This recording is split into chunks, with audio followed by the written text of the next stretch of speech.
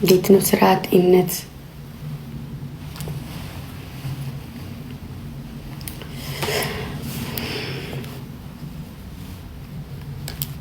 ደህና ናችሁ?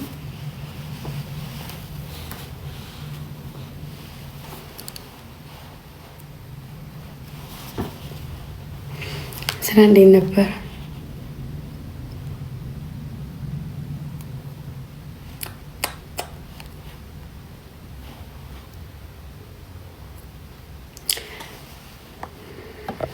ስራ እንዴት ነበር? ያሰባችሁ በህይወታችሁ ውስጥ ምን ለማድረግ አሰባችሁ? ተንኮለኞች ደግሞ ማንን ለመጣል አሰባችሁ? ተራጋጮች ተረኛ ማንን ልትሳደቡ አሰባችሁ? መልካሙስ ደግሞ በዚህች ዓመት ምን ልትሰሩ አሰባችሁ? ለቤተሰቦቻችሁ ምን ልታደርጉ አሰባችሁ? ለእናንተስ ምን አሰባችሁ?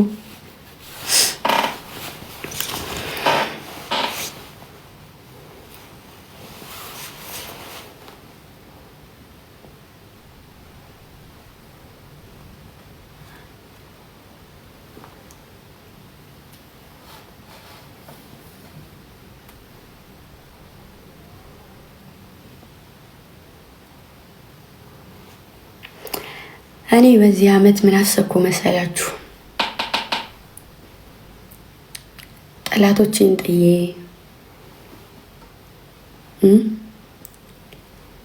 ሀሳቤን እግብ አድርሼ ይህን በየቦታው የሚረገጥ የሚሰደብ ስሜን ቀጥ አድርጌ በእኔ ሁሌም ተስፋ ያላቸውና የሚኮሩብኝ ቤተሰቦቼን ይበልጥ አብርቼ በጣም ለኔ ክብር ላላቸው ኦዲየንሶቼ በጣም ለሚያከብሩኝ ለዓይናቸው ማየት እንኳን የሚሳሱልኝ ኦዲየንሶቼ መድረክ ላይ ወጥቼ ትንሿ የማዳም ቅመም ብዬ ስናገር ያላቸውን ደስታ በዓይኔ አይቼ ትወርቃለች እዛ አትደርስም ያሉ ሰዎች እጃቸውን በአፋቸው አድርገው ከትንሽ እስከ ትልቅ ከጓደኛ እስከ ጎረቤት ከጎረቤት እስከ ዘመድ እኔን አሳልፎ ለመስጠት እጁንና መረብ ለዘረጋ ሰው መረቡን በጣጥሽ ጥዬ ማዳም ቤት ተቀምጠው 24 ሰዓት የኔን ፎቶ ዘቅዝቀው ለሚረግጡኝ እኔን ለማሸማቀቅ 24 ሰዓት የቤት ስራ ሲሰሩ የሚውሉ የማዳም ቅመሞች እነሱን ለማስተማር ምክንያቱም እነሱ ያሉበት ቦታ እና እኔ ያለንበት ቦታ ርቀት አለው፣ ግን እኔም የተነሳሁት ከዛ እንደሆነ ማወቅ አለባችሁ።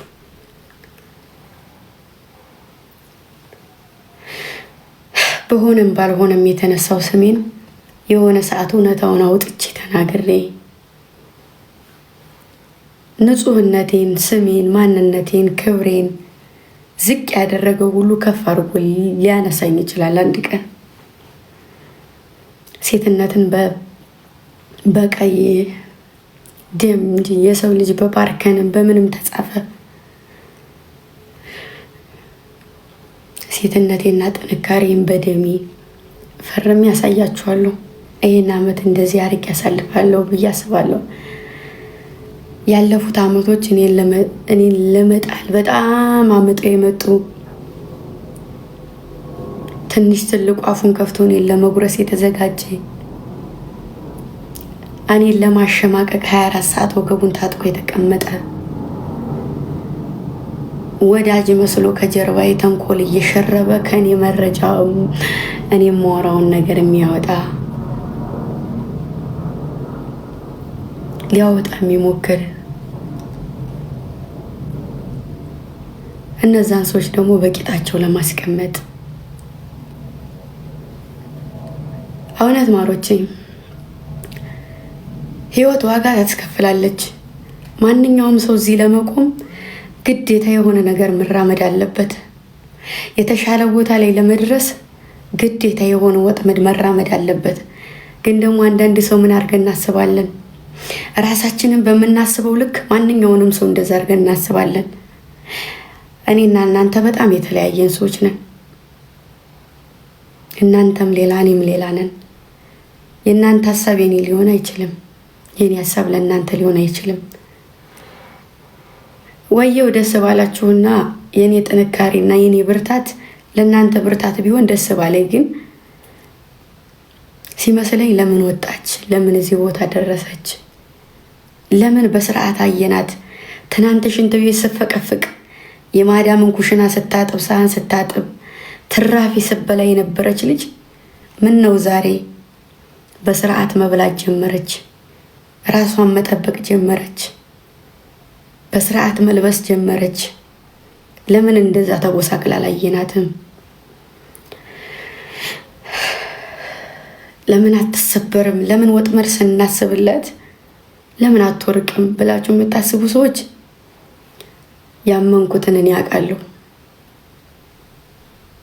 ፈጣሪ የፈጠረው ፍጥር እኔ ሊጥለኝ አይችልም ከፈጣሪ ውጭ። እግዚአብሔር ይመስገን ልፋቴን አይቶ ድካሜን አይቶ። ምናልባት እዚህ መሀል አስተዳደጌን የምታውቁ ሰው ሁሉ ሊኖሩ ትችላላችሁ። ልፋቴን አይቶ ሊሆን ይችላል ከፍታ ላይ ወደ ከፍታም እየተጠጋ ያለሁት። እሳሳት ሊሆን ይችላል፣ ላወራ ሊሆን ይችላል፣ ልጅነት ሊኖርብኝ ይችላል፣ እላፊ ነገር ልናገር ይችላለሁ። ግን ደግሞ ቃሌ ነው። እኔ ካልሞትኩ በስተቀር ከፍታ ላይ እንጂ ዝቅታ ላይ መቼም አታዩኝም። ምክንያቱም ራሴን የሚያኮራ እንጂ የሚያሳፍር ስራ መቼም አልሰራም። መቼም ራሴን ዝቅ የሚያደርግና የሚያዋርድ ስራ አልሰራም። ለራሴ ቃል የገባሁለት ይህን ስለሆነ ምንም ስህተት ከኔ አታገኙም። አይደለም ስህተትም አልሰራውም። ስለዚህ ብችሉ የማዳም ቅመሞች ማርያምን እውነቴን ነው፣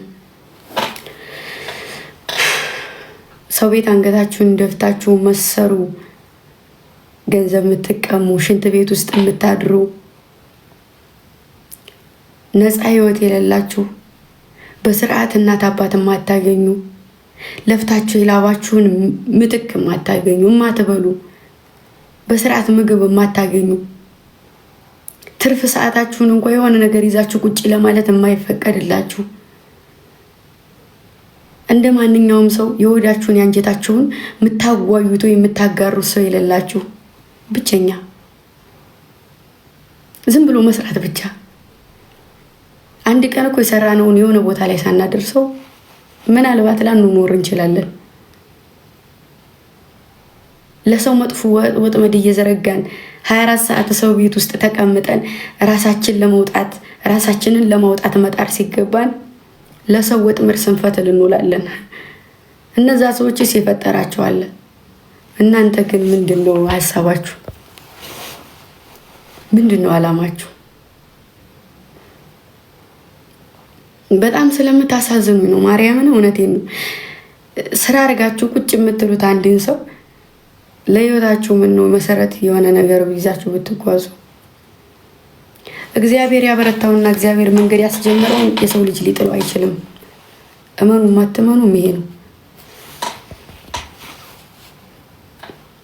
ሰው እኔን ለመጣል ቢያንዛብብም እንኳ የፈጠረ ፈጣሪ ሊጥለኝ አይችልም። የከፍታ እኔን ሊደግፈኝ የሚችለው የሌላ ሀገር ዜጋ አልነበረም። የማርያም ቅመም ብቻ ነበር እኔን ለማውጣት መጣር ያለበት። ባታቆኝም መጥፎም እንኳ በሆነ አይደለም የሌለብኝም ከጎኔ ልትሆኑ የሚገባው ቅመሞች ነበራችሁ። ይህን ሰሞን ግን እምወርቅና እምሞት ቢሆን እናንተ ነበራችሁ እኔን የምገሉኝ። እና ይሁን እስኪ ሁሉም ለበጎ ነው። እሺ ይሁን።